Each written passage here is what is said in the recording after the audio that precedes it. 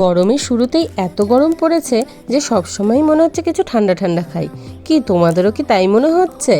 তবে ঝটপট আমার মতো বানিয়ে নাও এই বেল লস্যি। এই বেল লস্যি যতটা সুস্বাদু খেতে, ঠিক ততটাই কিন্তু শরীরের জন্য উপকারী। শরীর কিন্তু অনেকক্ষণ অবধি ঠান্ডা রাখে। তাহলে দেখে নাও আমি এই বেল লস্যি সহজ পদ্ধতিতে কি করে বানালাম। প্রথমেই একটা ছোট গাছ পাকা বেল নিয়ে নিয়েছি। বেলটাকে দুটো বাড়ি মারতেই কিন্তু বেলটা দেখো কি সুন্দরভাবে ফেটে গেল। এবার বেলের ভিতর থেকে যে শাঁসটা আছে সেটা একটা চামচের সাহায্যে আমি কুড়িয়ে নিচ্ছি। কুড়িয়ে নেওয়ার পর যে শাঁসটা বেরোলো সেই শাঁসটার মধ্যে সামান্য জল মিশিয়ে কিন্তু আমি চটকে নেব। চটকে নিলে কি হবে, খুব তাড়াতাড়ি কিন্তু এটা ছাঁকনি দিয়ে ছেঁকে নেওয়া যাবে। দেখো বেলের শাঁসটাও এখানে জলের সাথে মিশে একদম বেশ ভালো মতো করে তরল হয়ে গেছে।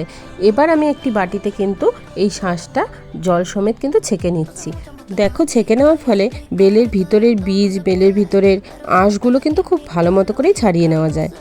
এবার সম্পূর্ণ বেলটি ছেঁকে নেওয়া হয়ে গেলে নিয়ে নেব একটি মিক্সিং বোল।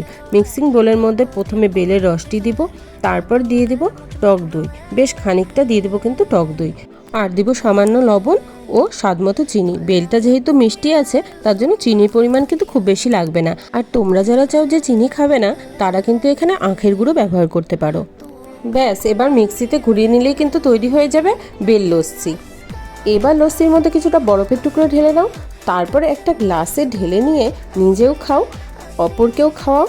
আর আমি বলবো যে গরমের দিনে বেল খাওয়া তো খুবই পেটের জন্য উপকারী এবং শরীরের জন্য উপকারী।